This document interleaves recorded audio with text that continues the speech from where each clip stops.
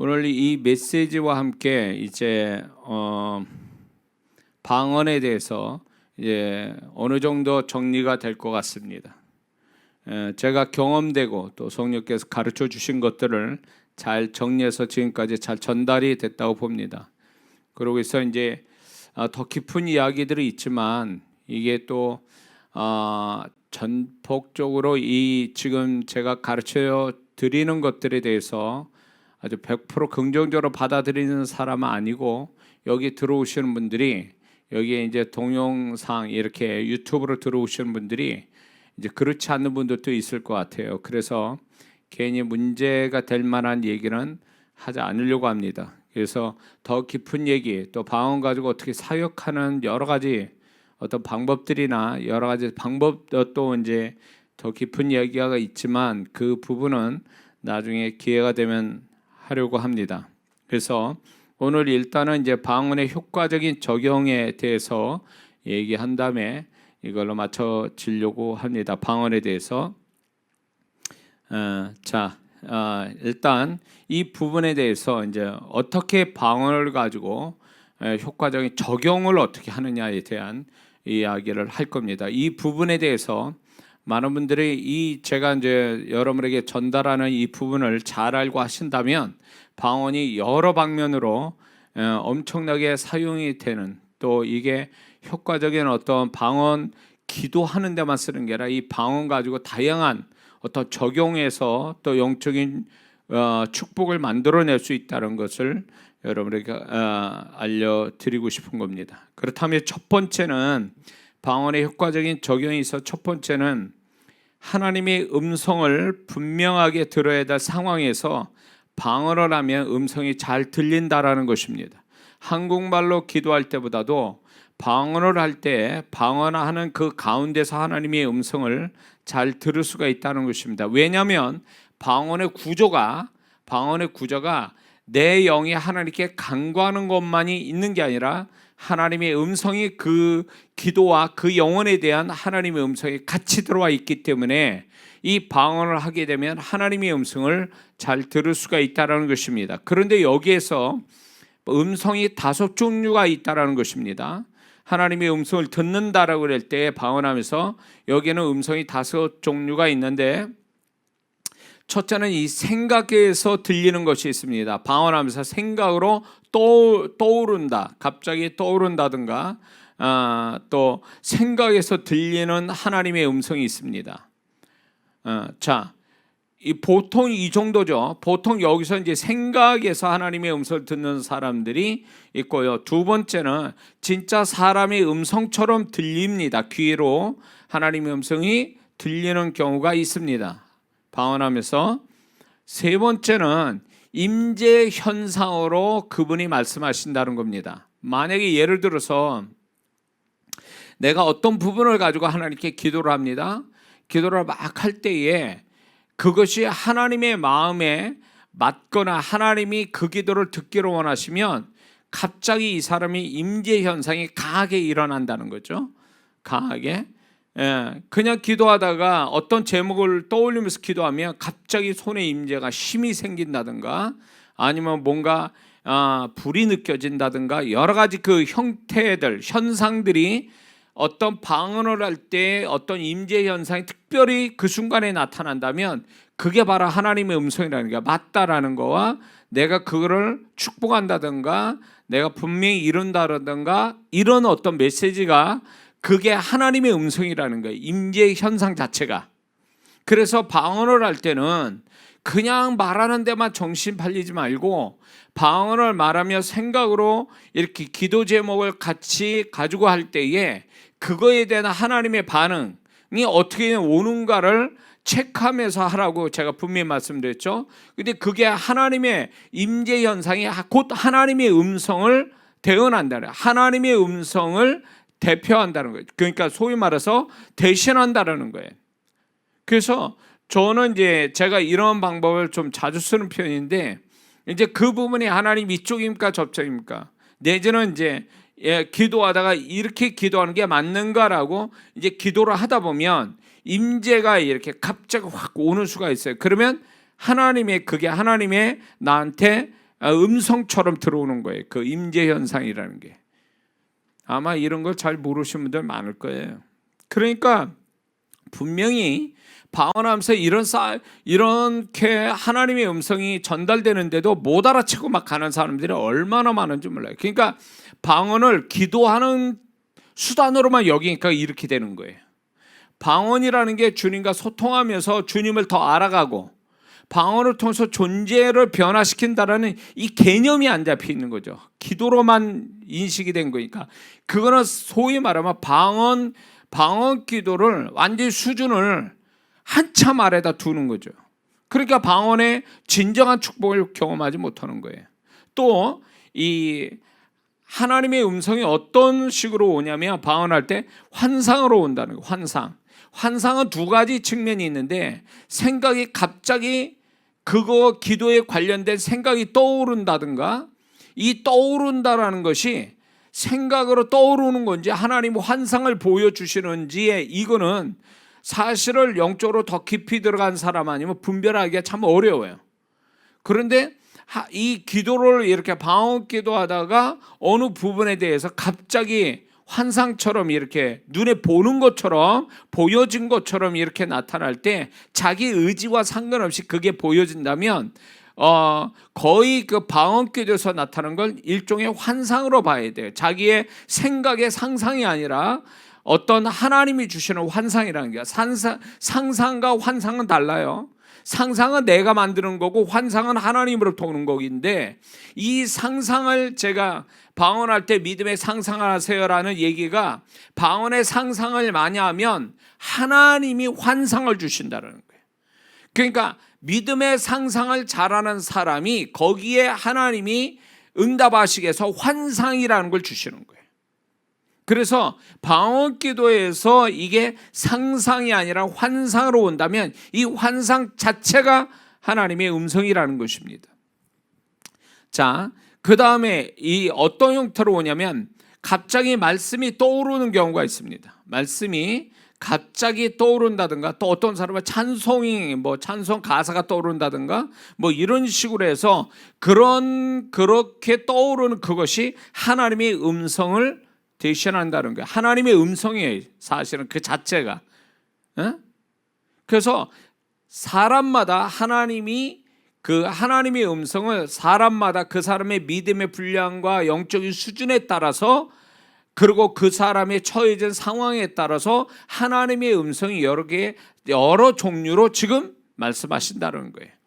그러니까 이게 방언 기도는 나 혼자 독백에다 끝나는 게 아니라 그 기도에 대한 하나님이 반응하신다는 거예요. 소위 말하면 그것에 반응을 하셔서 음성을 전달한다라는 거에 대해서 이거를 생각하고 방언을 해야 되는데 그냥 자기 혼자 그냥 기도하는 데만 했다가 딱 끝나버리니까 이 방언에서 오는 하나님의 음성은 전혀 못 듣는 거예요. 그래서 어떤 면에서 보면 100%는 아닌데 방언을 하면 바로 응답을 우리가 알 수가 있어요. 왜? 하나님이 이런 식으로 바로 얘기하시거든요.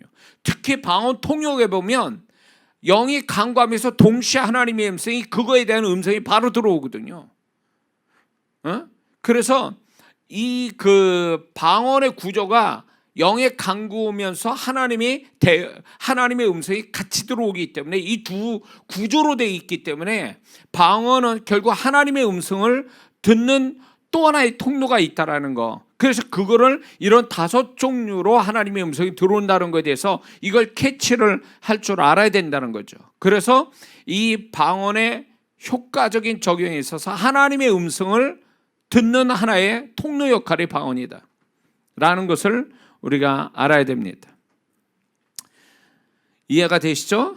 자, 두 번째는 방언은 영의 세계를 열어주는 역할을 합니다. 그래서 한국말의 기도보다도 방언을 하면 훨씬 더 영의 세계를 이렇게 접속하는데 훨씬 더 빠르고 확실해진다는 거죠. 그래서 방언은 영의 세계를 열어주는 역할을 하기 때문에 방언 기도를 하면서 기도 내용에 대한 영의 세계를 보고 듣고 알게 되고 느끼는 것들이 그 그런 것들을 성령께서 가르쳐 주신다는, 그거를 알려주신다는 거예요. 보고 듣고 느끼고 알게 되는 것들이 이 방언을 통해서 이렇게 성령께서 알려주시기 때문에 이 방언을 할 때는 항상 이 내가 기도하고 있는 것들에 대한 영의 세계를 접속하고 있다라는 이 개념이 항상 가지고 있어야 되는 거죠. 그래서 영의 세계를 보고 듣고 느끼고 깨닫고 느껴지고 이런 것들이 성령께서 주시는 것이기 때문에 방언을 영의 세계로 접속하는 데 있어서 중요한 도구가 된다는 거, 우리는 그걸 잊지 말아야 됩니다. 그래서 이 방언 기도는 그 사람이 영의 세계를 더 많이 더 깊게 이렇게 타치를 받고 그거에 대한 감각을 익히는데 이 방언 기도가 필수적이에요. 그래서 방언을 한다면 이 사람은 영의 세계를 접속할 수 있는 자격증을 받는 것과 똑같아요. 그래서 방언 기도를 많이 하게 되고, 만약에 지금 이렇게 영의 세계에 대한 어떤 이런 거 보고 듣고 느끼고 깨달아지는 이런 부분을 그쪽으로 염두에 두고 방언하면 이것이 개발이 된다. 발달이 되고 개발이 된다는 거예요. 근데 이게 방언 기도를 이런 걸 못 배워놓으니까 방언 기도는 나 혼자 기도하다가 끝나버리는 것으로 인식하니까 이 영의 세계에 접속해서 영의 세계에 대한 어떤 감각을 못 갖는다는 거죠. 그래서 제가 항상 얘기할 때 이 방언을 하면 그 기도 내용에 대한 영의 세계의 어떤 느낌, 뭐 보고 듣고 느껴지는 것들을 캐치해야 된다고 분명히 얘기했습니다. 우리는 분명히 알아야 될 게, 우리는 영의 세계와 육의 세계를 동시에 같이 우리는 접속되어 있는 사람이기 때문에 이게 동시에 같은 세계, 두 세계를 우리는 소위 말하면 그 두 세계에 존재하고 있기 때문에 우리는 보이는 육의 세계만 있는 게 아니라 영의 세계도 같이 공존되어 있는 것을 우리는 특별히 방언 기도라는 것을 통해서 우리가 영의 세계를 접속하는 거기 때문에 이 개념을 우리가 잘 알아야 된다는 거예요. 그러니까 예수님을 믿고 신앙생활 하는 사람이 참 내가 볼 때 안타까운 사람이 누구냐, 문자적인 성경에서만 지식적이고 행위적인 신앙생활만 하지 이게 영의 세계가 있다는 걸 전혀 인식도 못하고 안 믿는 이상한 신앙을 가는 사람이 한두 명이 아니에요. 그런 사람이. 그러니까 성경의 기종은 인정하는데, 성경에서 나타나는 영의 세계는 인정하는데, 지금 그 영의 세계가 자기하고 같이 연결되어 있다는 거 자기가 경험할 수도 있고, 그것이 자기도 영의 세계에 걸쳐져 있는 사람이라는 걸 믿질 않는 거예요. 그러니까 이런 사람은 기적도 없고, 이런 사람은 뭐 천사나 귀신이나 이런 걸 아예 안 믿는 사람들이에요. 또 그게 희한한 신앙이죠. 잘못 배웠다든가, 이런 사람은 잘못 배웠다든가 아니면 가르쳐주지 않아서 이 모양이 된 거예요. 그러니까 좀 안타까운 거죠. 그러니까 이제 귀신한테 막 당하는 거고, 하나님이 자기와 함께 계신다는 것조차도 안 믿는 사람이니까요. 이런 사람은요. 그러니까 지 멋대로 사는 거예요. 그때 귀신한테 당하고. 그러니까 이 영의 세계에서 벌어지는 것들을 전혀 감지를 못하니까 인생 자기가 착하게 살고 열심히 살면 되는 거다, 이런 식으로만 살다 보니까 이 사람은 신앙생활하는 사람이 아니에요. 잘못 배운 거죠. 영의 세계를 아예 무시하고 사니까. 그러니 이런 사람은 기도를요 안 해요. 왜 그런 줄 아세요? 기도라는 것이 결국 하나님께 하고, 기도라는 건 영적인 어떤 세계를 변화시키는 중요한 도구인데도 불구하고 그렇게 되니까 기도를 안 해요. 이 사람이 기도한다라는 목적과 개념은 뭐냐면, 내가 문제가 생겨서 내 힘으로 안 되니까 하나님이 도와주기를 바라는 그 개념으로만 기도하는 거예요. 그 얼마나 이 문제가 많은 성도에 이 성도가, 이런 성도들이. 참 불쌍하다는 생각도 들어요. 잘못 배웠다든가 몰라서 이렇게 되니까. 평생 그렇게 산 사람 많아요. 또 예수 믿는 사람 중에. 예? 참 안타까운 거죠. 자, 그래서 방언은 이제 영의 세계를 여는 하나의 중요한 역할을 하기 때문에 우리는 그 영의 세계를 경험하기 위한 하나님이 은혜의 도구로 방언을 주신 거예요. 그래서 방언을 하는 사람은 반드시 영의 세계를 접속해서 거기에 대한 어떤 것들을 영적 정보나 어떤 그 부분에 대한 감각을 가지고 있다는 걸 인식해 믿어야 돼요. 그래야 우리가 영의 사람이 된다는 거죠. 자, 그 다음에 세 번째는요, 방언을 하면서 내가 관심 가는 쪽으로 성령께 부탁하면 그쪽으로 영적 통로가 열리고 성령께서 역사하실 준비를 하신다는 거예요. 이게 지금 두 번째 얘기한 거 비슷한 거예요. 자, 방언은 이렇게 우리가 그 성령께서 내 영에 보여주고 들려주고 깨닫게 하고 능력을 주시는 능력을 주는 게 바로 이제 방언이기 때문에 우리가 그 방언을 할 때는 항상 생각의 방향성이 굉장히 중요해요. 생각의 방향. 그래서 방언할 때 생각을 비우지 말라는 얘기가 이게 초보 단계, 그러니까 소위 말하면 고수가 되기 전까지는 생각을 비우면 안 돼요. 왜냐하면 생각의 방향이 바로 성령이 역사하시고 또 그쪽으로 영적을 통로를 열고 역사할 준비를 하는 것이 되기 때문에 생각을 비우면 성령께서 어느 방향으로 역사할지를 그분이 이렇게 주권적으로 역사를 못 하신다는 거죠. 그래서 방언을 할 때는 이제 성령께서 역사하실 수 있도록 생각의 방향을 확실히 하고 생각의 방향을 정했으면 반드시 성령께서 이 부분에 영적인 세계를 접속시키고 그 다음에 역사할 어떤 준비를 하고 그 역사하는 걸 또 기도하는 사람한테 알리신다라는 것을 이건 분명히 알고 있어야 된다는 겁니다. 할렐루야. 자, 네 번째는 방언을 이제 상대방에게 방언하는 사람이 상대방에게 방언을 터뜨려 주기 위해서 안수하거나 타치하면서 방언으로 기도해 주면 상대방이 쉽게 방언이 터진다는 것입니다. 이게 이제 전이 현상 때문에 그래요. 그래서 전이는 눈, 그다음에 말, 스킨십 이 세 가지로 전이 현상이 일어나거든요. 근데 이제 그게 이제 두 가지를 다 쓰는 거죠. 방언을 해주면서 스킨십.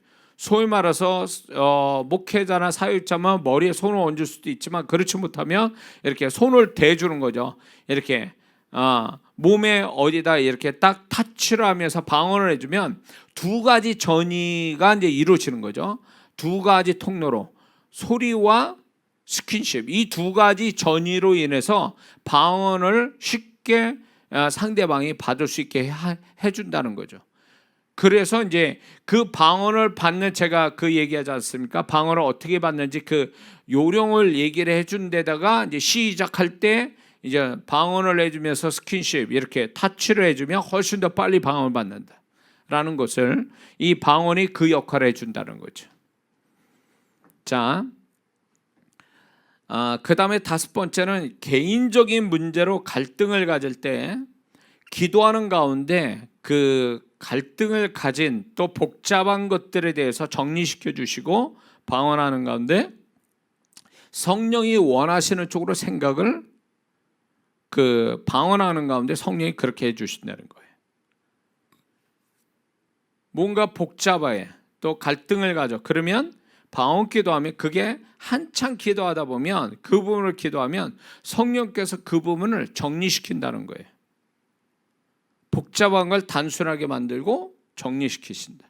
그리고 하나님이 원하시는 쪽으로 생각을 갖게끔 인도한다는 거죠. 근데 여기서 중요한 건 뭐냐면 마음을 중립에다 놓고 기도를 해야 된다는 것입니다. 어느 한쪽을 쏠려서 기도하면 성령께서 나의 생각을 정리시키거나 단순화시키는 이것이 안 될 수 있다라는 거죠.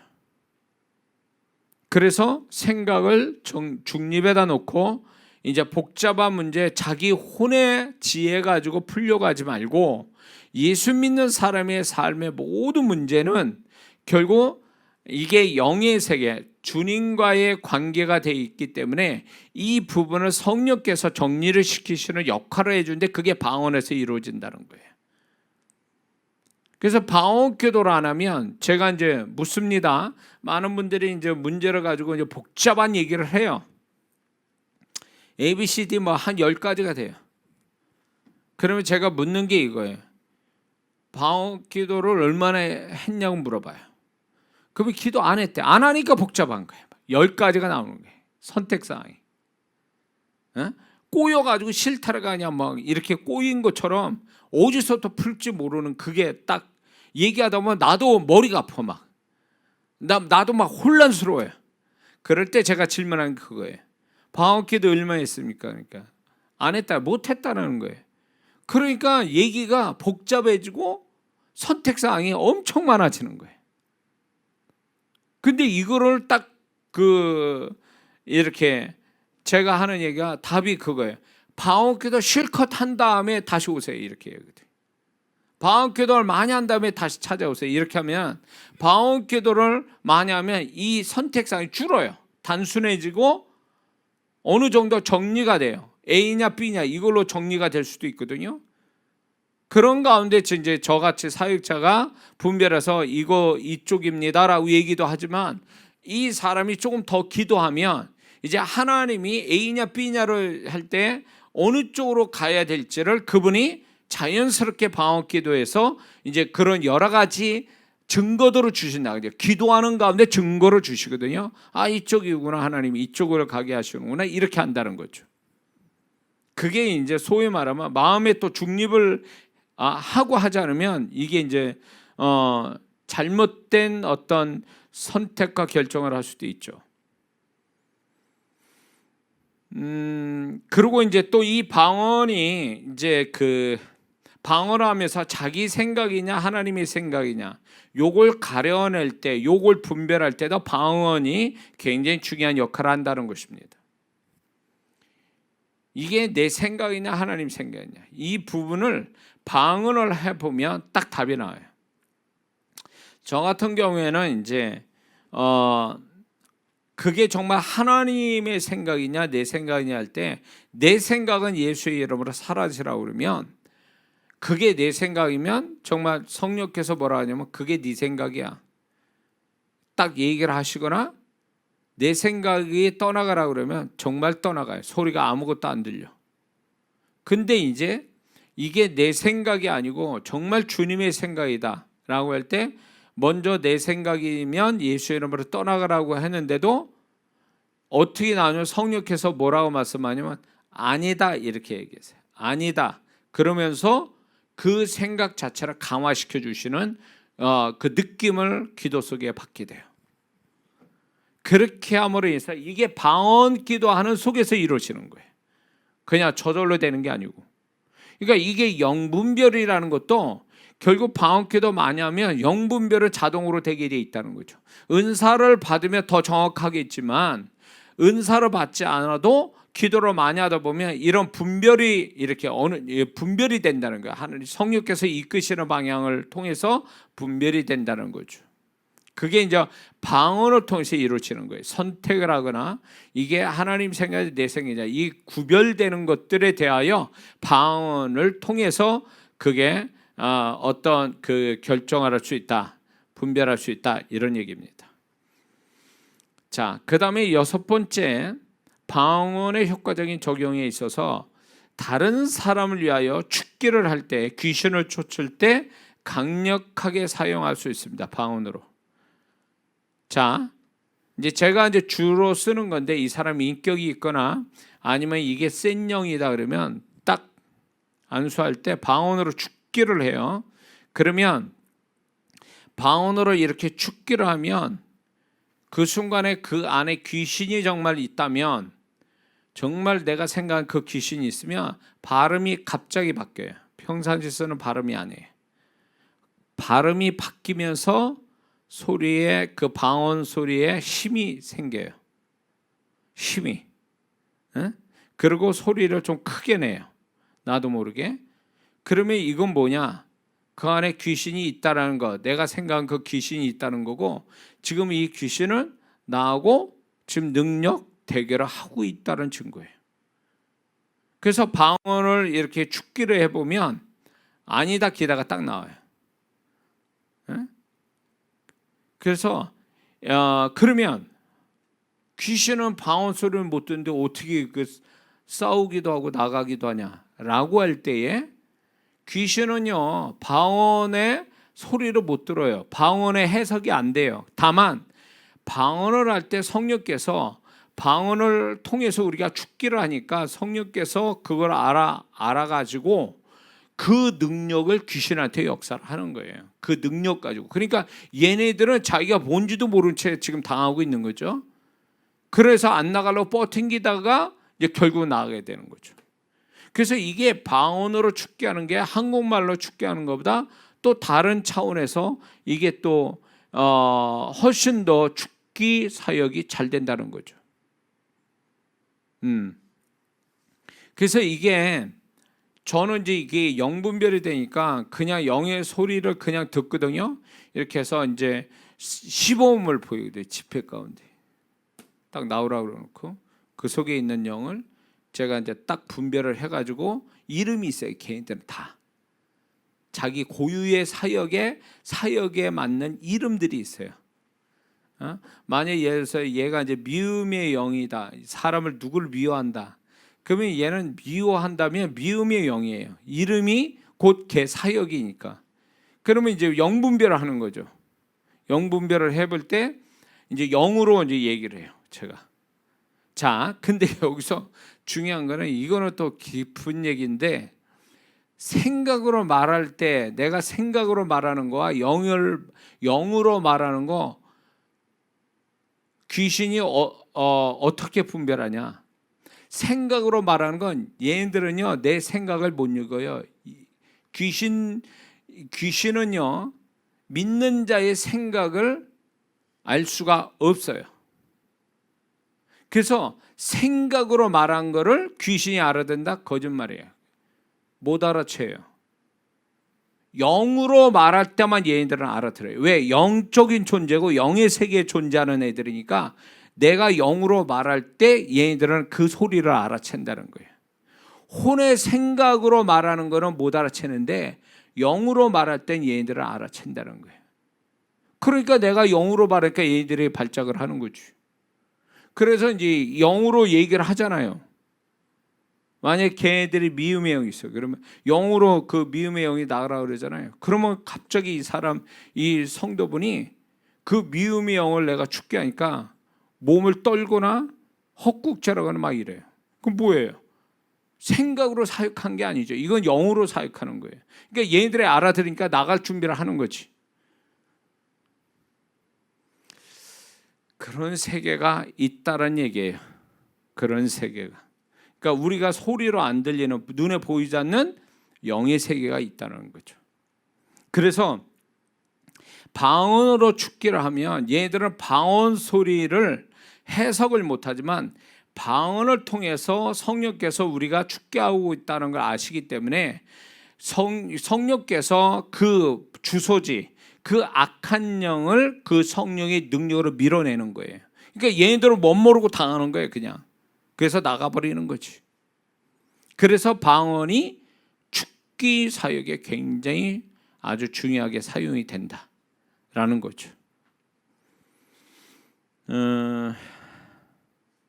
그리고 이제 이게 귀신이 나가잖아요. 방언을 하면서 축기를 했는데 이제 그 귀신이 나가게 되면 또 귀신이 나가거나 귀신이 힘을 잃어버리면 발음 처음에 그 발음하고 다른 발음이 나와요. 그리고 부드럽고 어떤 소리가 이제 좀 뭔가 힘이 빠지는 어떤 발음이 나와요. 그건 이겼다라는 거예요. 걔네들은 떠났다던가 힘을 잃어서 졌다라는 어떤 의미에서 이 발음을 통해서 발음과 어떤 힘의 정도를 통해서 알아낼 수가 있어요. 이해가 되시죠? 자, 일곱 번째는 사람을 권면할 때, 또 지혜를 구할 때 먼저 방언을 하거나 그 상황 가운데 방언을 속으로 하면 할 말과 지혜로운 생각을 성령께서 주신다라는 거예요. 그래서 그냥 어떤 제가 이 방법을 많이 쓰는 건데 소리 내서 방언을 할 수도 있어요. 그러나 이제 상대방이 집중 못하니까 속으로 방언을 하거든요. 그러면 이제 이 사람 얘기를 듣다 보면 그 사람 말을 다 듣는 게 아니에요. 이 사람의 말을 하는 가운데 성령이 주시는 음성이 있어요. 성령이 주신 계시가 있어요. 그거는 이제 내가 속으로 방언을 하는 가운데 성령이 주시는 거예요. 그래서 이 사람에 대한 본질적인, 실제로 상담을 이렇게 하잖아요. 상담을 해서 이분 보고 자꾸 이제 본인 사정 이야기를 막 하죠. 그러면 어떤 분은요, 이 문제의 본질을 모르는 경우가 허다하게 많아요.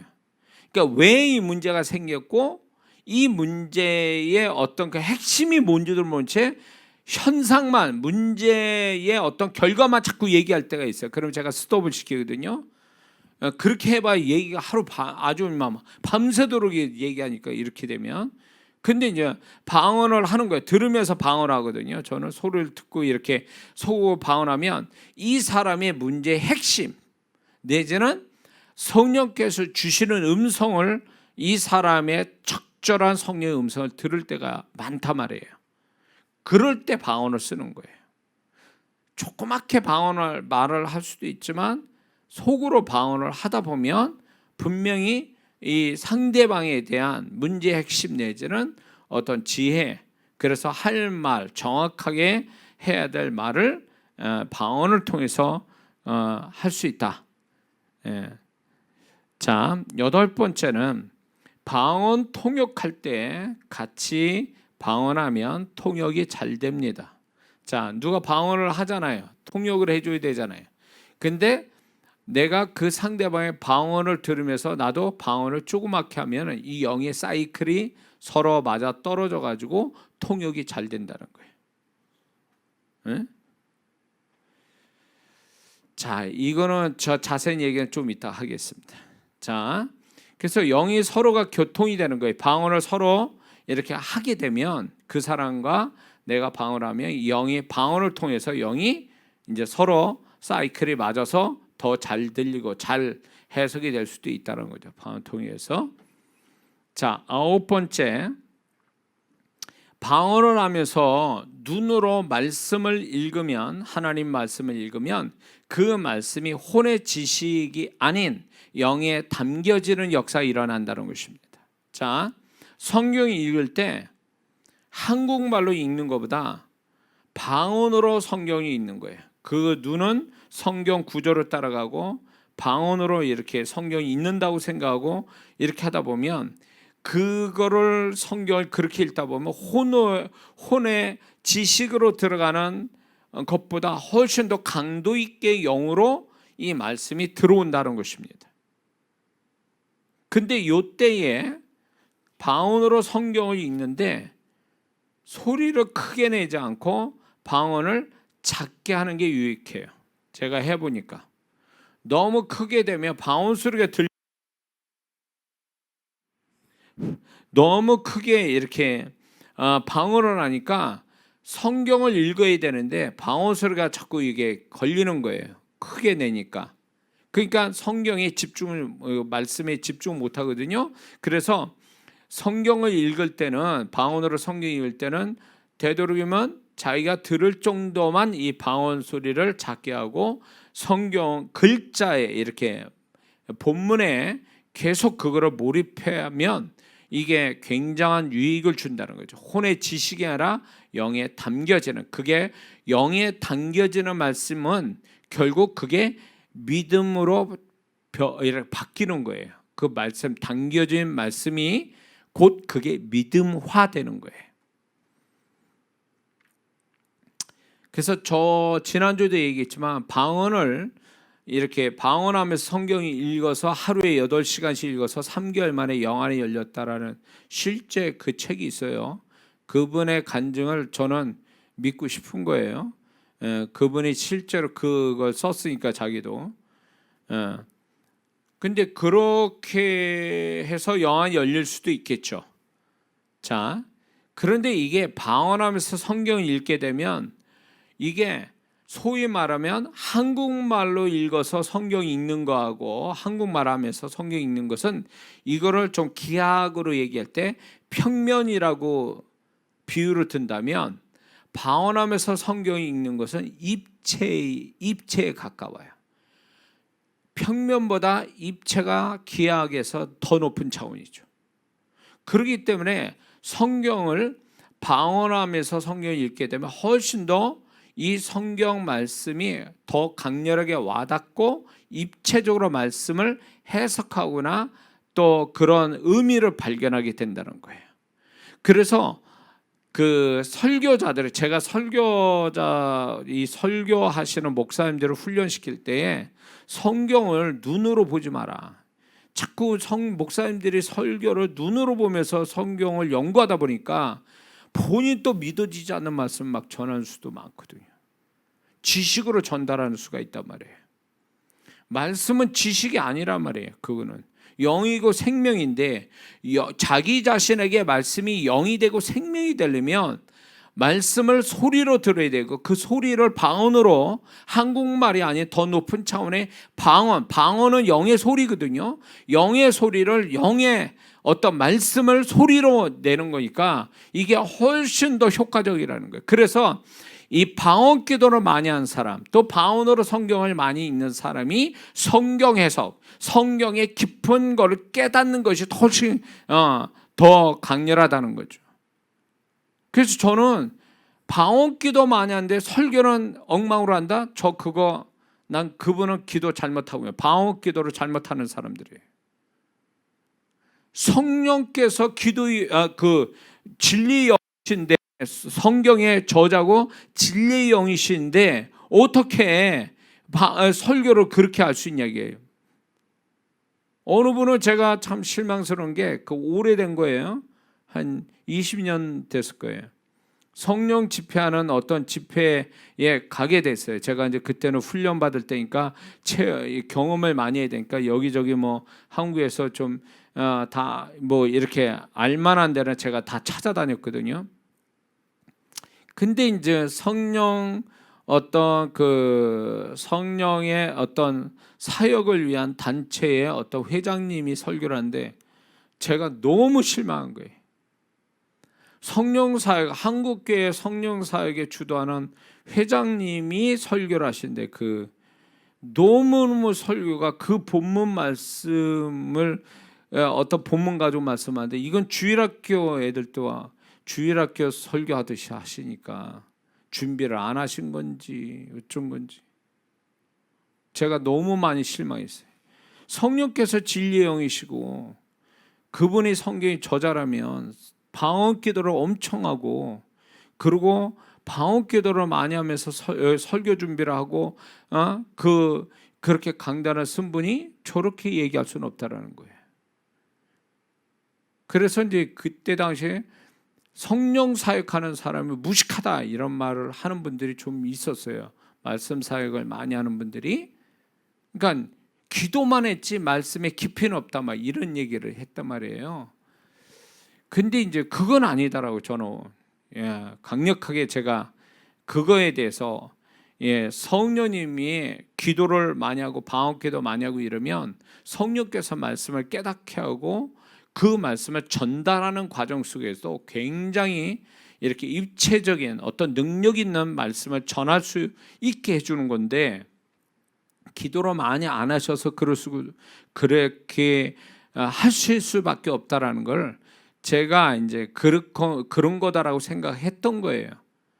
그러니까 방언 기도를 많이 하게 되면 특히 또 방언으로 성경을 읽으면서 말씀을 깊이 있게 이렇게 본다면 성령께서 그 성령의 저자시니까 성경을 보는 각도, 어떤 깊이 이런 것들을 분명히 계시한다는 거죠. 그래서 분명히 더 이렇게 눈으로 보고 혼의 지식으로 성경을 아는 사람보다 훨씬 더 깊게 다양한 입체적으로 성경을 볼 수 있는 자가 된다는 거죠. 그래서 성령의 이렇게 깊은 기도 속의 말씀을 보면서 준비해서 전달하는 설교자는요, 그 말씀 자체가 굉장히 살아있고, 그리고 그게 생생하게 듣는 사람아이건 생생하게 와닿게 한다는 걸 저는 확신하고 있는 거죠.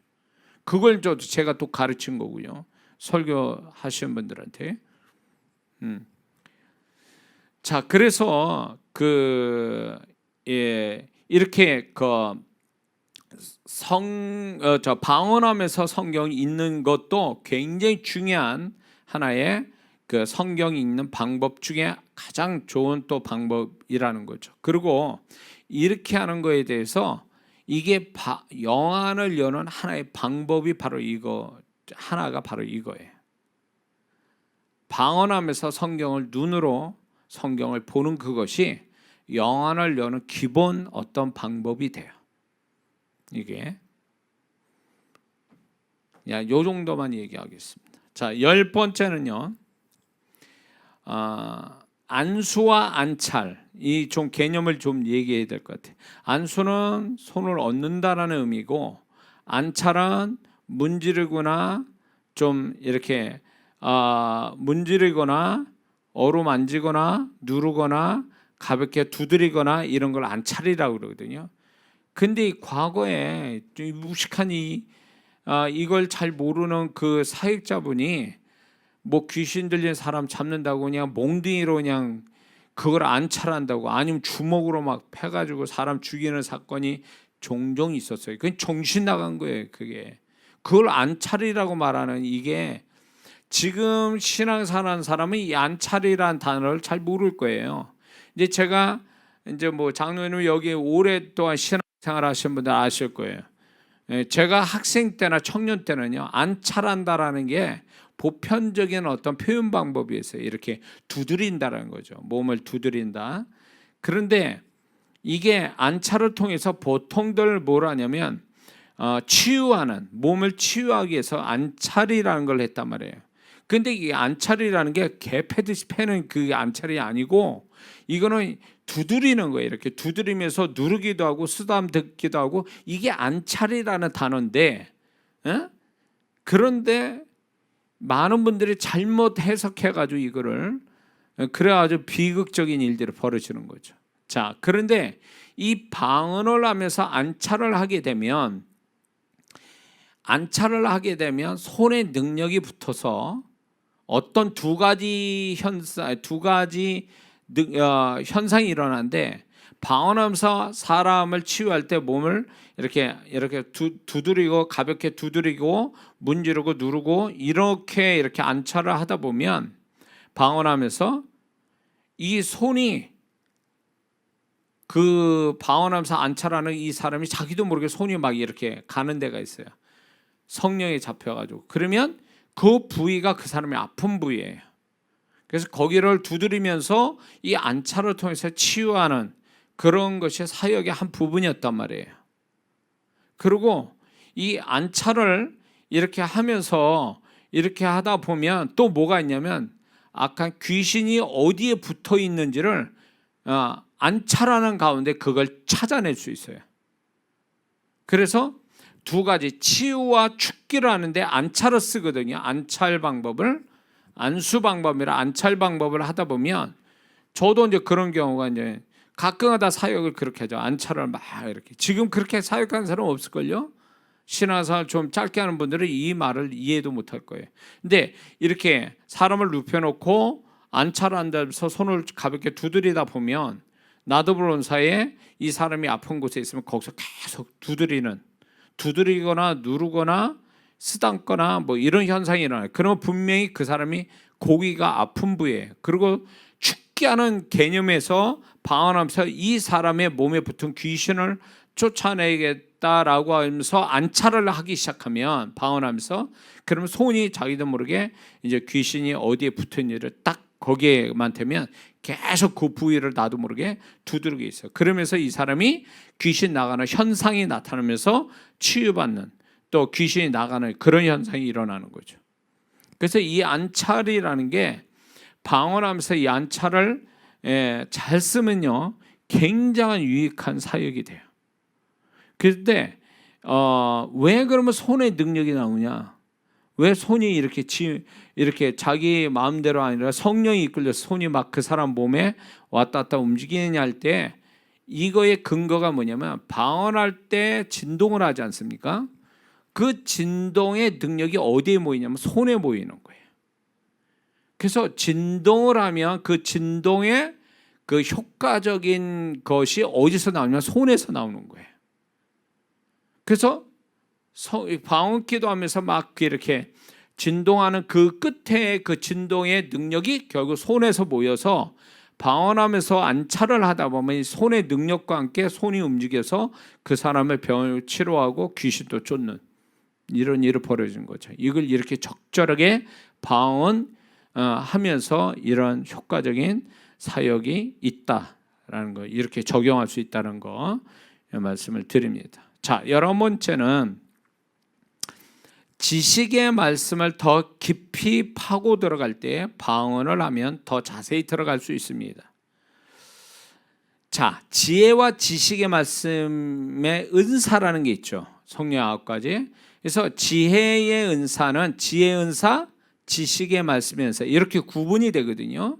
지혜의 은사는 하나님의 시각으로 하나님의 입장에서 다 생각이 되는 것이 지혜의 은사고, 그리고 또 이제 뭔가 이렇게 창조적인 하나님의 어떤 하나님의 도우심으로 이제 창조적인 작업을 하게 만드는 것이 지혜의 은사라면, 지식의 은사는 뭐냐면 이미 알고 있는 사실을 알아내는 것이 지식의 은사예요. 지식의 말씀의 은사예요. 지식의 은사가 아니라 지식의 말씀의 은사. 또 이거는 무엇을 얘기하냐면 어떤 결과에 대한 원인을 알아내는 거예요. 이 지식의 말씀 은사가. 그래서 은사 중에 아주 풍성한 그 영적 비밀이 담긴 게 방언 은사라면, 가장 그런 영적 비밀이 많은 게 방언 은사라면, 가장 은사의 꽃이라고 누군가를 얘기했는데 은사의 꽃이라면 지식의 말씀의 은사라고 얘기해요. 이 지식의 말씀의 은사가 굉장히 좀 난해해요. 난해하면서 이게 굉장히 믿음의 은사와 함께 써야 될 게 바로 지식의 말씀의 은사거든요. 근데 이 지식의 말씀의 은사를 가진 자들이 믿음의 은사와 같이 결합이 되면 지금 제가 대언 사역하는 것 똑같은 일이 벌어지는 거예요. 소위 말하면 갑자기 이 지식의 말씀의 은사를 사용해서 뭔가를 표현하면 그 순간에 급속한 치유, 해결, 형통, 어떤 변화 이런 게 일어나는 거예요. 갑자기 말하는 것 동시에 일어나는 거예요. 그래서 사실 이렇게 은사의 지식의 말씀에 은사자들 중에서도요 지식의 말씀의 은사를 가진 사람이 드물어요. 이제 제가 이제 그 중에 한 사람인데, 이제 제가 그 은사가 있는 사람이에요. 그래서 소위 말하면 그 사람의 지금 결과로 나타난 이 현상에 대한 근원적인 걸 찾아내는 거예요. 근원적인 걸.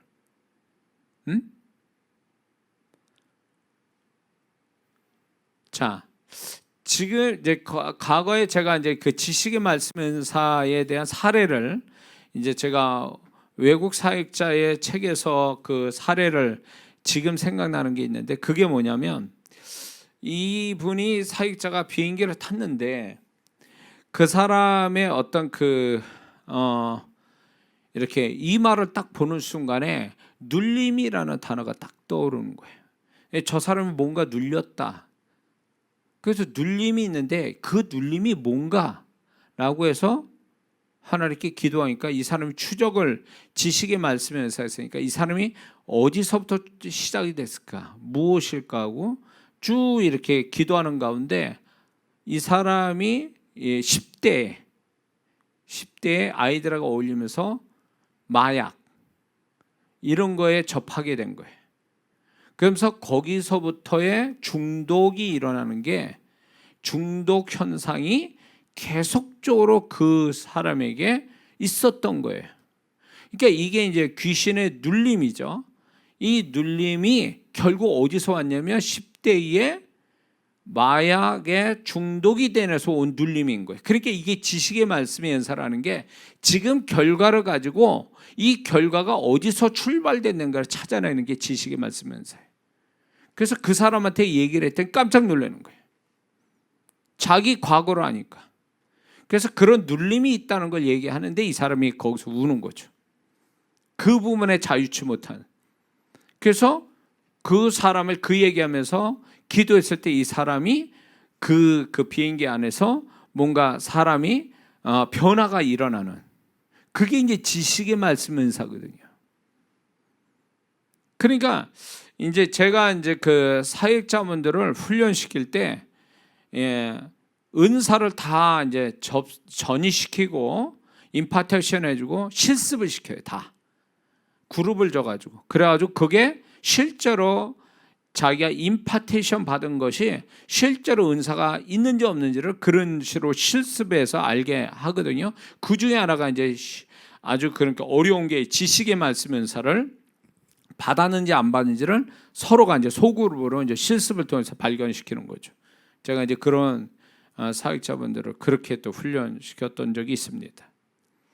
그래서 제 바람은 뭐가 있냐면, 앞으로 우리 교회가 이제 코로나 상황이 해제되고 또 우리 교회가 여건이, 저를 또 아는 사람이 과거보다 훨씬 많아졌으니까 이제 제가 과거에 했던 목회자 부흥학교, 평신도 부흥학교 이런 걸 통해서 제대로 사역을 잘 가르치는 거죠. 영적인 무기를 쥐어주는 거죠. 목회를 잘할 수 있도록, 영혼을 잘 섬길 수 있도록. 평신도는 소위 말해서 평신도 사역자로 만드는 거죠. 그래서 하나님의 일을 잘 해낼 수 있는 그런 사람으로 만들기 위해서 이제 소위 말하면 재교육시키는, 영적인 재교육시키기 위한 바울 영성 훈련원,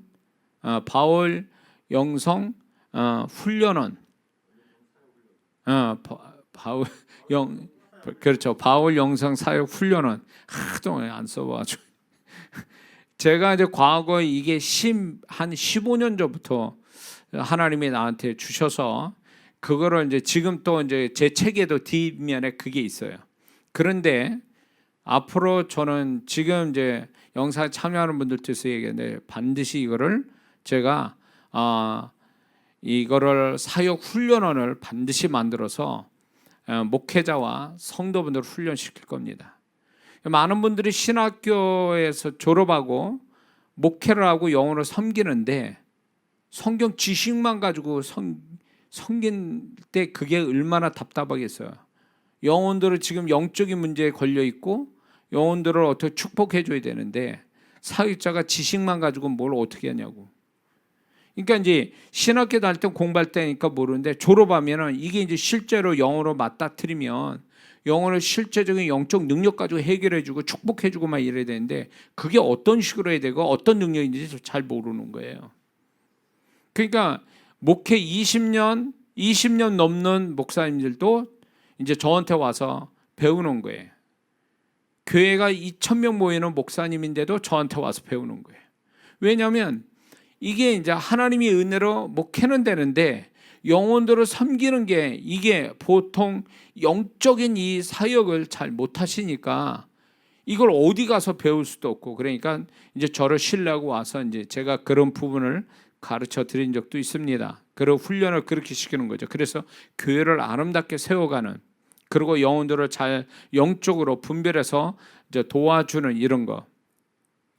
이제 앞으로 제가 이제 그 일을 할 거라고 봅니다. 그래서 하나님 그렇게 하게 하실 거예요. 그래서 이런 때 뭐 귀신들도 능력 가지고 행사하는데 왜 성도와 목회자가 그 능력이 없어가지고 성경 지식만 가지고 얘기하냐 그거예요.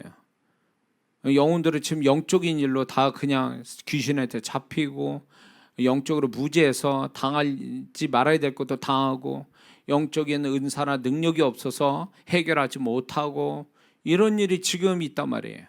근데 주님 오심이 가까운 이때에 성령의 능력이 폭발적으로 역사하고 하나님이 기적이 다반사로 일어나는 이때에 그걸 선두에 그거를 일으켜야 될 사역자분들, 이런 분들이 그거를 못하니까 답답한 부분들이 있습니다. 그래서 저 같은 사역자가 지금 이런 걸 가르치고 이거보다 더 깊은 이야기들을 이제 해서 많은 분들이 그 능력을 가지고 교회를 섬기고 영혼을 섬기는 이런 사명 같은 제 사역이 있는데, 그걸 앞으로 이제 제가 하겠다라는 거예요. 앞으로.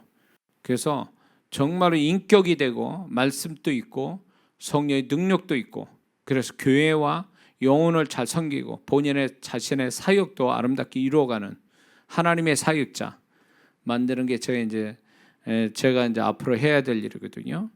그 일을 이제 하게 될 겁니다. 하나님이 또 마음 주시면 그 시작이 될 겁니다. 자, 그래서 이렇게 이제 제가 이제 사역이 참 은사의 임파테이션에서 실습시키게 시키는데 가장 좀 어려웠던 부분이 또 이 지식의 말씀의 은사예요. 근데 이 지식의 말씀의 은사가 이제 딱 가지게 되면 정말 이게 굉장히 놀라운 사역이 돼요, 이게. 예. 그래서 제가 이제 이렇게 저는 영안을 열고 또 지식의 말씀 은사와 은사적 측면에서 보면 영분별과 예언을 같이 한꺼번에 다 쓰는 거예요, 지금. 대언 사역 중에서 이걸 다 한꺼번에 쓰는 거예요, 지금 제가. 그래서 이 지식의 말씀의 은사는 믿음의 은사하고 같이 가야 돼요. 그래야 말하는 즉시 그냥 바로 하나님이 역사하도록 이렇게 하는, 이것이 바로 이 은사이기 때문에 이것을 할 때에, 자, 이제 제가 이런 사역을 많이 하거든요. 이제 이 사람이 지금 어떤 문제가 있어요. 그러면 이 문제가 언제, 어디서, 무엇 때문에 이게 시작됐는가를 추적하는 거예요. 계속 방언하면서.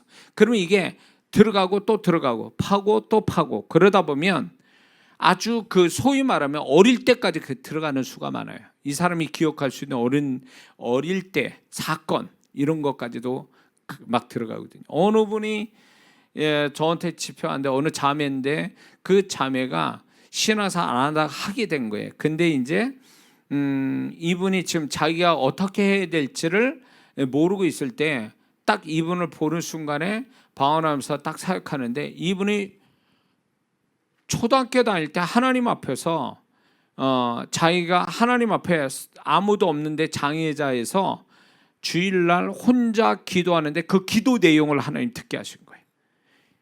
그 얘기를 하니까 이 여자가 놀라는 거예요, 이 자매가.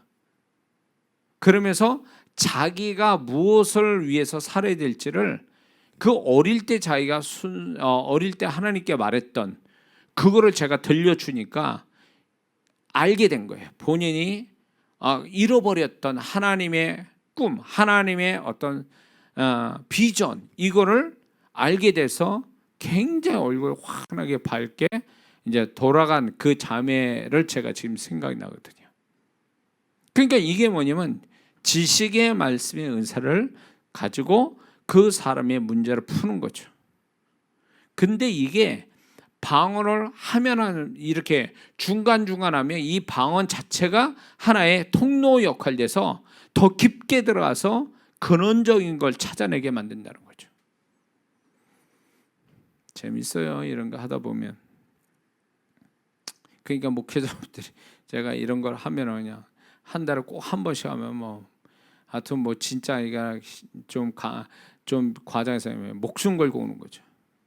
이런 걸 가르쳐서 임파테이션에서 이거를 교회에서 영혼들에게 이렇게 사용할 수 있게 해드리니까.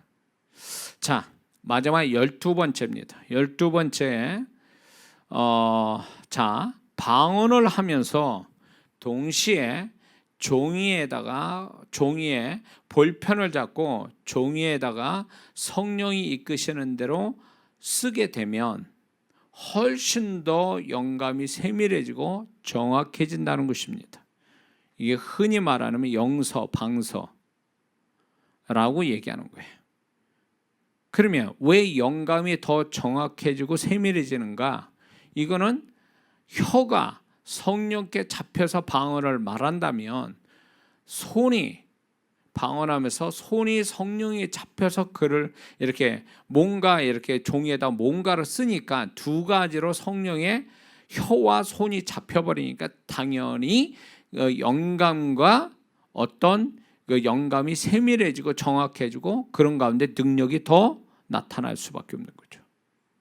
이때 이제 방언이 중요한 역할을 하는 거예요. 방언이. 그래서 이 방언을 통해서 소위 말하면 영서의 능력을 갖게 되는 거죠.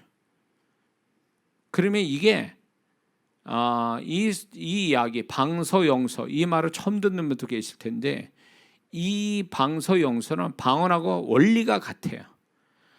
성령께서 혀를 내어드려 성령이 발음하는 것을 그대로 하도록 혀를 빌려드리는 것과 같이 방언하면서 성령께 이렇게 종이에다가 한글도 아닌 이렇게 그냥 써대는 거죠. 방언하면서 성령이 쓰고 싶은 대로 막 쓰게 놔두는, 이렇게 성령에 잡혀서 순종하는, 손이 순종하고 혀가 순종할 때에 그 두 가지, 이렇게 두 가지가 성령에 잡혀버리면 훨씬 더 능력과 영감이 더 깊어지고 더 강해진다는 거예요.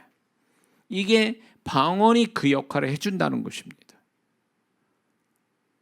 그래서 이런 방언이 지금 12가지를 얘기했습니다. 이 12가지가 방언 하나 가지고 여러 가지로 효과적인 적용을 이렇게 할 수 있다는 거죠.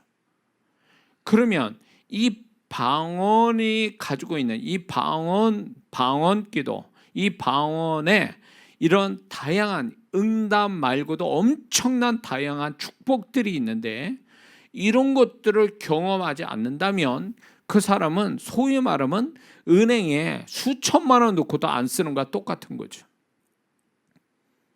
그래서 방언을 하면 반드시 지금 제가 여지껏 얘기한 이 방언이 다 체험이 돼야 돼요.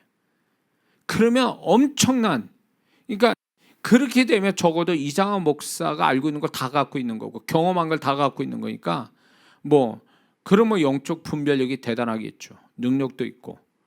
그게 하나님이 바라시는 거 아니에요? 그래서 사단에게 속지 않고 최소한 자기 영혼을 지키고 또 다른 사람의 자기와 관계된 사람을 지켜줄 수 있고 분별해 줄 수 있고, 그게 이제 하나님이 우리에게 방언의 은사가 어떤 은사보다 이렇게 다양하고 깊은 어떤 비밀이 있고 축복이 있다는 걸 알기 때문에 사단이 그렇게 속이는 거고 초를 치는 거고, 거기에 또 속아 넘어간 성도들이 많아서 방언이 별거 아닌 것처럼 얘기하는, 이거는 사단의 속은 거예요. 그리고 방언을 비난하는 사람들이 있어요. 방언하는, 제가 또 들었습니다. 오늘 방언을 어떤 사람은 하지 말라고 그랬다고, 그 다 잘못했다고, 정신 나간 사람이 있어요. 이거는 귀신한테 속은 거예요. 사단한테. 방언이 엄청난 축복이기 때문에 이게 엄청난 능력이고 축복인 줄 사단도 알고 있으니까 이게 두려움을 가지니까 초를 쳐서 믿는 자들의 혼선이 오고 오해하게 만들어서 방언을 비난하고 은사를 주신 하나님을 비난하는 식이 되고, 이 방언의 축복을 하나도 경험 못하는, 그것이 이제 소위 말하면 영적 교만인 거죠. 그게 잘하는 것처럼, 그게 자기가 좀 잘난 것처럼 그러게 일단 큰일 나는 거죠, 이게. 그러니까 뭘 모르면 가만히 있으면 되는데 그걸 자기 식대로 아는 척하고 교만을 부리다가 하나님을 대적하는 식이 돼버리고 마는 거죠. 그래서 오늘날 거의 예수 믿으면 거의 다 방언을 하고 있는데, 이 방언에 대한 이 깊은 어떤 비밀, 어떤 축복을 모른 채 방언을 하니까 하나님이 굉장히 답답해 하신 거예요. 그래서 지금 저를 통해서 이 시리즈로 이 방언만 하나 가지고도 지금 몇 개라는 게 지금 이게 거의 한 4개월, 한 5개월 정도를 하고 있는 것 같아요. 이 방언을 1월 21일부터 시작해가지고 지금까지 하고 있는 거예요. 방언 하나만 가지고. 근데 아직도 있단 말이에요. 아직도 정말로 더 중요한 문제들이 있지만 이 부분은 또 제한적으로 가르칠 수밖에 없는 사정이 있어서 그렇게 되는데, 어쨌거나 이 방언은 엄청난, 하나님이 저한테 가르쳐 준 것만 해도 이 정도인데 저보다 더 어떤 방언의 큰 비밀을 더 갖고 있는 분도 계시겠죠. 근데 적어도 이장한 목사한테 이만큼 가르쳐 주신 거를 이제 풀어서 많은 분들이 도움받았다는 거와 또 새로운 방언기도의 축복과 능력을 경험하는 간증들이 얘기를 하니까 제 사역은 제가 하나님께 이 방언을 가르치는 어떤 하나님의 뜻, 하나님의 어떤 사명을 제가 좀 이루고 있다라는 생각이 드는 겁니다. 그래서 방언을 통한 사도행전 2장에서 제가 그 얘기를 반복합니다. 사도행전 2장에 120명 불안하고 두려워했던 그 120명 성도들도 결국 방언을 통해서 변화되고 시대를 바꿔놓은 사람이 됐는데, 20세기에 가서 영적, 전 세계의 영적 대각성의 운동의 시작도 방언으로 시작됐다는 겁니다. 그런데 지금 또 한 번에 신앙 부흥이 일어날 시점이 돼 있는 거예요. 왜? 주님이 오심이 가까운 이때에 모든 사람이 이제 거의 다가 믿으면 다 방언을 하는데, 이 방언의 축복이 능력이 어마어마한데 누가 이걸 속 시원하게 얘기를 못하는, 누군가가 가이드, 어떤 이 방언에 대해서 명쾌하게 가르치는 사람을 없었으니까 방언에서 뜬구름 잡는 식, 그렇더라라는, 카더라라는 어떤 얘기만 듣고 잘못된 방언의 인식을 가지고 방언의 축복과 방언을 통한 영적인 어떤 부흥, 어떤 축복을 경험하지 못하니까 하나님이 그거에 대한 답답함으로 지금 이 방언이 폭발적으로 저를 하나님이 세워주셨다 보는 거예요. 저는 이거를 그전부터 이 사명을 가지고 책도 썼고 2013년에 책도 썼고, 지금 이제 다시 이제 유튜브를 통해서 동영상 통해서 많은 분들이 이제 갑자기 많이 들어오게 된 배경도 하나님의 역사라 보는 거예요. 그래서 마지막 때 신앙생활, 자기 영혼을 정말로 잘 보존하고 하나님 앞에 정말로 능력 있는 그리스도인이 되기 위해서 제일 중요한 부분이 이 기도하는 일. 근데 이게 방언 기도를 통한 이런 것들을 많은 분들이 방언 기도를 소홀히 하니까 이걸로 자기 영혼을 지킬 수 있고 축복이 되는데도 불구하고, 능력 있는 그리스도인 될 수 있음에도 불구하고 그걸 못하니까 주님이 저 같은 사역자를 세웠다 보는 거예요.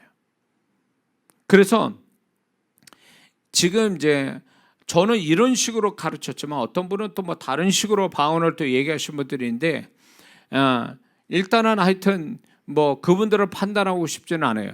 그러나 이제 잘 분별해야 될 게, 성도분들이나 목회자분들을 분별해야 될 게 뭐냐면, 이게 주님으로 통한 계시적인 어떤 생각을 가지고 경험이 돼서 증명이 되지 않으면 자꾸 이 혼적으로 해석을 해가지고 잘못된 방향으로 가르치는 그런 분들을 가끔 가다가 보게 됩니다. 그런 걸 잘 분별했으면 좋겠습니다.